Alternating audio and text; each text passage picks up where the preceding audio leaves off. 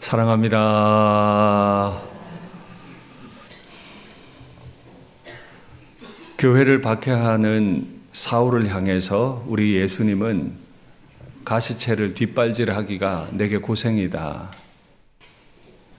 말씀하셨습니다. 교회를 다 깨뜨리는 원수예요. 그런데 그 원수에게 왜 나를 박해하냐 따져 묻지 않으시고 자신을 박해하는 그 박해자를 향해 너 참 고생스럽겠다 불쌍히 여겨주셨습니다. 박해자 사울을 불쌍히 여기심이 그에게 구원이 됐습니다. 그리고 그에게 구원이 됨이 그 시대 많은 사람들에게 구원이 되었고 오늘날 우리에게까지 구원이 된 줄 믿습니다. 사람들은 이와 반해서 죄를 짓고 나서 늘 남들에 대해는 핑계를 하고 자신에 대해서는 변명을 합니다. 아담은 하와에게, 하와는 뱀에게 늘 핑계를 했습니다. 그러면 하나님은 자신의 피조 세계에 죄가 들어온 것에 대해서 여자와 남자가 죄를 지은 것에 대해서 어떻게 행동하셨을까요? 그들에게 죄를 다 핑계하고 그들을 심판하기만 하셨을까요? 아닙니다. 하나님은 언약을 내신 분으로서 언약에 매이셨습니다. 그래서 그들에게 주신 소명을 다 이루시는, 약속을 지키시는 행동을 해 주셨습니다. 그러나 그렇다고 해서 죄를 가벼이 여기지는 않으셨습니다. 죄를 엄중히 다루셨어요. 죄 없다 해줄게 하지 않으시고 죄에 대한 책임을 반드시 물으셨습니다. 그래서 여자에게 심판하셨고 남자에게 심판하셨습니다. 그리고 오늘 우리는 뱀을 어떻게 심판하셨는지 확인하게 될 겁니다. 하나님은 최초의 사람이 죄를 짓도록 몰래 유혹을 했던 뱀에게 엄청난 심판을 내리셨는데 말씀 확인하겠습니다. 여호와 하나님이 뱀에게 이르시되 네가 이렇게 하였으니 멀쩡히 있는 내 백성을 몰래 유혹해서 죄짓게 했으니 네가 모든 가축과 들의 모든 짐승보다 더 저주를 받게 될 거다. 그래서 첫째 배로 다니게 될 거고 둘째 살아있는 동안 흙을 먹게 될 거다. 첫째 뱀에게 내려진 심판 배로 다니게 된다. 이 말은 머리가 땅에 떨어지게 된다는 말을 우회적으로 표현한 겁니다. 머리가 땅에 떨어진다. 뱀은 하나님이 지으신 모든 짐승 중에 가장 영리하다고 했는데 그 가장 영리한 머리, 가장 위에 있던 머리가 바닥에 떨어지게 될 거라는 겁니다. 여러분 기억하셔야 됩니다. 우리의 지혜로움이, 우리의 합리적임이, 우리의 똑똑함이, 우리의 높음이 언제 바닥에 떨어질지 모릅니다. 그래서 늘 우리는 조심해야만 합니다. 두 번째, 흙을 먹게 될 거다. 유대인들에게 흙을 먹는 것은 가장 수치스러운 상태가 되었음을 의미합니다. 하나님께서 자기 백성들을 애굽에서 구원해 내실 때 정말 큰 능력을 행하셨죠. 그 능력으로 가나안에 보내려고 할 때 가나안의 주인 노릇하던 죄를 많이 짓던 일곱 족속들은 그 크신 권능 때문에 땅바닥에 흙을 먹는 신세처럼 됐습니다. 선지자 미가는 이스라엘 백성을 구원하시는 하나님을 설명하면서 출애굽 때 가나안 일곱 족속이 흙을 먹는 사람들이 된 것처럼 이스라엘의 구원을 방해하는 여러 이방 나라들도 그렇게 될 거라고 예언을 했는데 미가서의 예언을 확인하죠. 이르되 여러 나라가 보고 자기의 세력을 부끄러워하여 여태는 이스라엘을 멸망시켰던 자신의 세력을 자랑했습니다. 자신의 높음을 자랑했는데 하나님이 진짜 권능을 보이시니까 그 나라들이 자기의 세력을 수치로 여겼습니다. 하나님 앞에 아무것도 아닌 것처럼 부끄러워하게 됐대요. 그들이 뱀처럼 티끌을 핥으며 땅에 기는 벌레처럼 떨며 그 좁은 구멍에서 나와서 두려워하며 우리 하나님 여호와께로 돌아와서 주로 말미암아 두려워하리이다.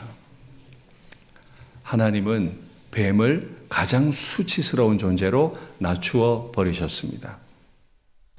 여자를 심판하셨고 남자를 심판하셨고 뱀을 심판하셨는데 이 세 심판받은 사람들의 심판에게는 공통점이 하나 있습니다.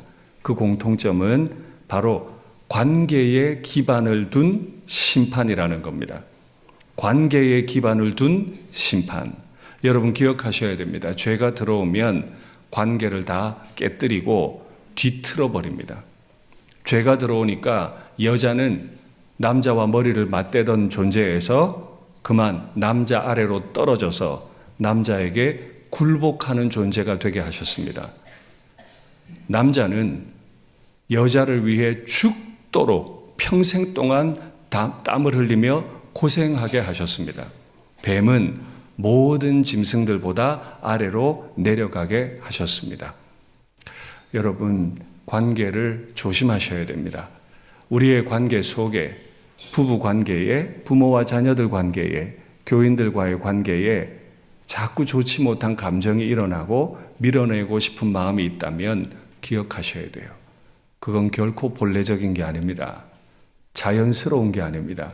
죄가 들어와서 지금 심각한 위기 가운데 있음을 꼭 인식하셔야 됩니다. 하나님께서 이렇게 관계에 기반해서 심판을 하실 때 하나님은 뱀에게 더 특별한 심판 한 가지를 더 하셨어요. 말씀 확인하겠습니다. 내가 너로 뱀 너로 여자와 원수가 되게 하고 네 후손도 여자의 후손과 원수가 되게 하리니 여자의 후손은 내 머리를 상하게 할 것이요 너는 그의 발꿈치를 상하게 할 것이다. 역시 이 심판도 관계에 관한 거죠. 첫째, 여자의 후손이 너 뱀의 머리를 상하게 할 거다. 뱀의 머리는 가장 영리한 머리였습니다. 그런데 하나님이 그 머리를 상하게 하십니다. 발로 밟아서 상하게 하세요. 머리가 깨뜨려지면 그는 다른 곳에서 결코 머리가 될 수 없지요. 그는 하나님이 지으신 동산에서 자기가 머리가 되고 싶었어요. 그러나 하나님은 그의 머리를 상하게 하심으로 그가 하나님의 나라에서 머리 되는 일이 결코 일어나지 않도록 틀어막으셨습니다. 마귀는, 사탄은 결코 하나님의 나라를 빼앗을 수 없고 그 나라의 주인이 될 수 없도록 하나님은 철저하게 막으신 줄 믿습니다. 둘째, 놀랍죠? 이것을 먹는 날에 반드시 죽을 거다. 하나님은 언약을 주셨어요. 근데 여자는 그 나무 과실을 먹었죠. 그러면 주신 말씀을 따라 반드시 죽어야 합니다.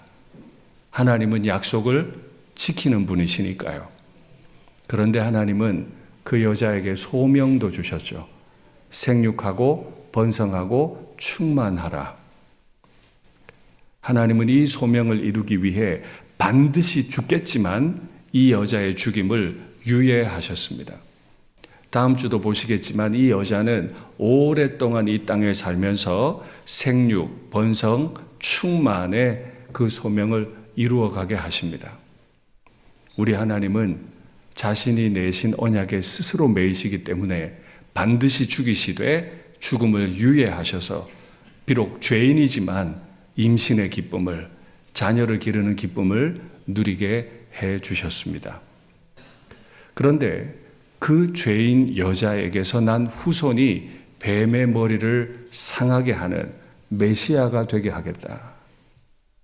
충격적인 얘기 아닙니까? 이 세상에 가장 처음으로 죄를 지은 여자입니다.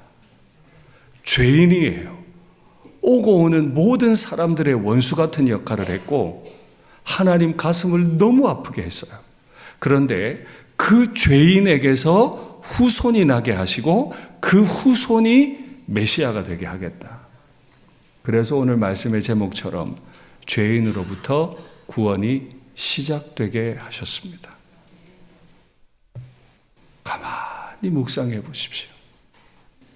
죄를 지은 날, 그날 반드시 죽여서 없애실 수 있는데 하나님은 그 여자에게 주신 또 다른 약속을 이루시고 그 여자를 불쌍히 여기셔서 죄인에게서 구원자가 나게 하십니다. 교회를 깨뜨리는 사울을 변화시키셔서 교회를 섬기는 사도가 되게 하신 하나님이시죠. 여러분, 우리가 인간관계 하면서 별로 마음에 안 드는 사람들 있죠. 다시는 안 보고 싶은 사람도 있죠. 그런데 하나님은 그를 귀하게 여기세요. 그 죄인으로부터 구원이 시작되도록 그날 바로 하나님은 조치해 주신 줄 믿습니다. 셋째, 그 뱀이 여자의 후손의 발꿈치를 물어서 상하게 할 거다. 와, 여자의 후손은 뱀의 머리를 밟아버릴 거고 뱀은 여자의 후손의 발꿈치를 상하게 하니까 발꿈치 상하는 정도는 별로 심한 거 아닌가 보다. 여러분 혹시 뱀에게 물려보신 일이 있으세요? 뱀에 물리면 죽습니다. 뒤꿈치 물리는 이거 보통 일이 아닙니다. 뱀이 여자의 후손의 발꿈치를 문다는 건 머리를 깨뜨리지는 못하지만 반드시 여자의 후손을 심각하게 상하게 할 거라는 뜻입니다. 이 고통에 대해서 다윗은 시편에서 이렇게 말했습니다. 내 힘이 말라 질그릇 조각 같고 내 혀가 입 천장에 붙었습니다. 우리 예수님 십자가에 못 박히셨을 때 입이 천장에 붙어서 내가 목마르다 말씀하셨죠. 주께서 또 나를 죽음의 진토 속에 두셨나이다. 우리 예수님은 이 땅에 죽음의 땅에 던져지셨어요. 예수님이 흘리시는 피 때문에 주변에는 개들이 모였습니다. 개들이 나를 애워쌌고 악한 무리가 나를 둘러 내 수족을, 내 손과 발을 십자가에 못 박았습니다. 내가 내 모든 뼈를 셀 수 있나이다. 얼마나 아팠으면 이 뼈 하나하나 개수를 다 헤아릴 만큼 온몸의 뼈마디가 다 아팠어요. 그들이 나를 주목하여 보고 내 겉옷을 나누고 내 속옷을 제비 뽑고 그렇게 나를 수치스럽게 만들었습니다. 하나님은 죄인이 죄를 짓는 바로 그날에 이 죄악이 들어와 버린 세상을 구원하시기 위해서 바로 그날에 죄인으로부터 구원이 시작되게 하기 위해 하나님의 아들을 뱀에게 던지셨습니다. 그리고 하나님의 아들의 발꿈치가 뱀에 물려 죽게 하셨습니다. 그러면 하나님의 아들의 죽음은 뱀에 물린 허망한 죽음이 되었을까요? 아닙니다. 하나님은 죄인을 그날 바로 구원하시기 위해 하나님은 아들을 던지신 거예요. 히브리서에서는 그 아들의 죽음을 이렇게 설명했습니다. 자녀들은 혈과 육에 속하였음에 우리 모든 사람들, 아브라함의 자손들은 다 피와 살로 몸이 구성되어 있죠. 그러니까 그도 하나님의 아들 그도 또한 같은 모양으로 혈과 육으로 지니고 이 땅에 태어나게 하셨습니다. 그런데 왜 그러셨다고요? 그의 죽음을 통해 그의 피 흘리심과 그의 살이 찢기심을 통해 죽음의 세력을 잡은 자 곧 마귀를 멸하시며 또 죽기를 무서워함으로 한평생에 매여 종노릇하는 모든 자들을 놓아주려 하심이니 이는 확실히 천사들을 붙들어 주려고 이렇게 하신 게 아니고 아브라함의 자손 신자들을 성도들을 붙들어 주려 하심이라. 왜 하나님의 아들이 혈과 육을 입고 이 땅에 오셨다고요? 그 피를 흘려주기 위해서 그 살가죽이 벗김을 당하게 하기 위해서 이 땅에 오셨대요. 그런데 그 아들의 죽음이 결코 허망하지 않은 건 첫째, 그 아들의 죽음을 통해 마귀의 나라를 멸하셨다는 거예요. 그의 발로 밟아서 마귀의 머리를 완전히 깨뜨리신다는 거죠. 그런데 놀라운 건 성경은 하나님의 아들의 이김이 교회의 이김이 되었다고 말합니다. 말씀 볼까요? 평강의 하나님께서 속히 사탄을 너희 발 아래에서 상하게 하시리라. 예수님의 발 아래에서만 상하게 하는 게 아니고 교회 아래에 뱀을 두어서, 교회 아래에 마귀를 두어서 교회가 뱀의 머리, 마귀의 머리를 박살내게 하시겠다는 겁니다. 그 은혜가 너희에게 있을지어다. 여러분, 저는 여러분을 축복합니다. 마귀에게 속지 마세요. 마귀는 여러분을 무너뜨리려고 그 가정을 휘젓고 다닐 겁니다. 남편과 아내가 서로 다투게 만들 겁니다. 부모와 자녀의 관계를 불편하게 만들 겁니다. 결코 마귀에게 속으시면 안 돼요. 마귀가 그렇게 돌아다닐 때 그 머리를 밟아서 상하게 하셔야 돼요. 교회 아래 두셨다고 했죠. 마귀는 교회 가운데를 돌아다닙니다. 어느 녀석을 내가 유혹하면 싸울까? 어느 녀석을 유혹하면 교회답지 못하게 넘어질 수 있을까? 여러분, 마귀에게 당하지 마시고 마귀를 발로 밟아서 그 머리를 상하고 이기시는 그런 교회 되시기를 축복합니다. 둘째, 그가 혈과 육을 입고 죽으심은 우리를 모든 죄의 정죄로부터, 죽음을 두려워함으로부터 놓아주려 하십니다. 그의 죽으심은 우리에게 자유가 됐어요. 저는 제 직분상 참 많은 장례 예식에 가거든요. 돌아가신 분이나 그 가족들이 다 예수님을 믿는 가족의 장례와 유일하게 저희 교우 혼자만 예수님을 믿는 가족들의 장례는 참 많이 다릅니다. 제가 입관할 때도 종종 들어가거든요. 그 시신에 제가 손을 대고 기도를 합니다. 그때 우리 가족들이 아빠, 엄마, 여보, 천국에서 만나요. 곧 만나요. 다시 이 땅에서 못 보는 게 슬프기는 한데요. 애통해 하진 않습니다. 왜요? 천국에서 곧 볼 거거든요. 근데 죽음을 두려워하는 분들은 말할 수 없이 고통을 당합니다. 하나님의 아들이 혈과 육을 입고 이 땅에 오셔서 직접 죽임을 당하신 이유는 우리로 하여금 죄의 저주와 죽음을 두려워하는 그 두려움으로부터 완전히 자유를 주시려고 당신이 대신 죽기 위해 오신 거다. 그거를 여자가 처음 죄 지은 바로 그날에 바로 계획하셨다는 겁니다. 이것이 우리에게 복이 되었습니다. 셋째, 하나님의 사람들도 흔들릴 수 있어요. 흔들리지 않도록 붙들어 주려 하십니다. 죄 때문에, 죄인이라고 하는 수치 때문에 너무너무 흔들려요.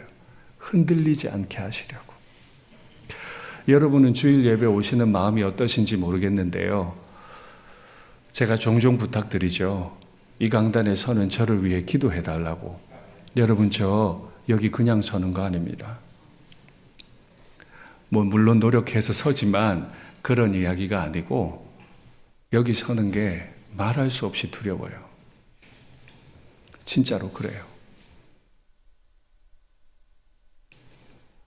요즘도 날이 별로 춥지 않은 날도 제가 이걸 들고 다니는 건 혈액순환이 전혀 안 돼요. 손바닥이 터질 것 같아요. 근데 제가 왜 이렇게 고통을 당할까요? 고통 너무 거창하네요. 왜 이렇게 힘이 들까요? 여기 설 수 없는 죄인이잖아요.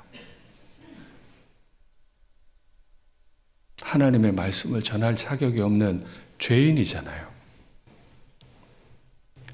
그 생각이 자꾸 들면 여기 설 수가 없어요. 근데 서야 돼. 마음이 너무 힘이 들어요. 여러분은 어떤 마음으로 지금 예배의 자리에 오셨습니까? 마음이 흔들려요. 수치스러워요. 이런 죄인이 설교를 한다니. 흔들리는 저를 붙들어 주려 하십니다. 그래서 하나님의 아들이 어떻게 하셨는지 보죠. 다시 우리를 불쌍히 여기셔서 우리의 죄악을 발로 밟으시고 우리의 모든 죄를 깊은 바다에 던지시리이다. 주께서 옛적에 우리 조상들에게 맹세하신 대로 야곱에게 성실을 베푸시며 아브라함에게 인애를 더하시리이다. 아까 설교 앞부분에 미가서 7장 말씀을 읽었죠. 한 절 건너뛰고 19절, 20절, 미가서 마지막 두 절입니다. 제가 저 구절을 너무 좋아해요. 제가 지은 죄가 많지만 주님이 저의 죄를 발로 밟아버리셔서 그 죄가 일어서지 못하도록, 제가 지은 죄가 많지만 저의 죄를 깊은 바다에 던지셔서 그 죄가 다시 저를 수치스럽게 하지 못하도록 그렇게 저를 도우세요. 그렇게 오늘 하루를 성도로, 목사로 살아갈 수 있게 하시죠. 이 일을 위해서 하나님은 특별한 일도 행하셨습니다. 말씀 주시죠. 여호와 하나님이 아담과 그의 아내를 위하여 가죽옷을 지어 입히시니라. 아담이 자기 죄로 수치를 당하고 있을 때 하나님은 아마도 짐승을 죽이셨을 겁니다. 하늘의 하나님이 자신이 지으신 짐승을 죽여서 그 짐승으로부터 가죽을 뜯어냈겠죠. 그 뜯어낸 가죽으로 옷을 만들어서 아담과 하와의 수치를 가려주셨습니다. 하나님의 아들이 혈과 육을 입고 이 땅에 오신 것은 그 피를 흘려 저의 더러운 죄를 씻으시고